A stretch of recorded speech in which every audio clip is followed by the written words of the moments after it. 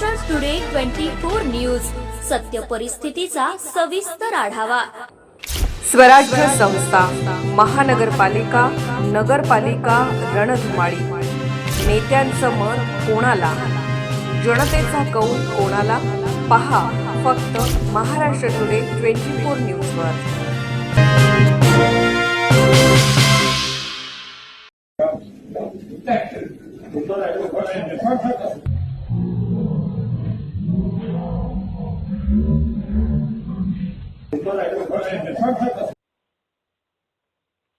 अकोल्यात त्या घटनेने मुस्लिम समाजात संताप। मोहम्मद अली चौकात नोंदवला निषेध।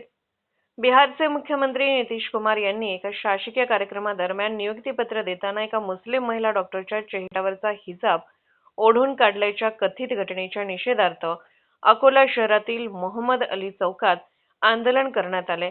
यावेळी आंदोलकांनी प्रतिकात्मक स्वरूपात जोडे मारून रोष व्यक्त केला, तसेच नितीश कुमार यांच्या विरोधात घोषणाबाजी केली।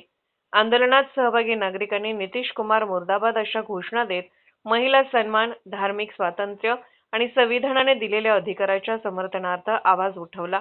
आंदोलकांचे म्हणणे होते की हिजाब हा मुस्लिम महिलांची धार्मिक ओळख आणि आत्मसन्मानाचे प्रतीक आहे। अशा प्रकारची घटना केवळ एका महिला डॉक्टरचा अपमान नसून संपूर्ण मुस्लिम समाजाच्या भावना दुखवणारी आहे।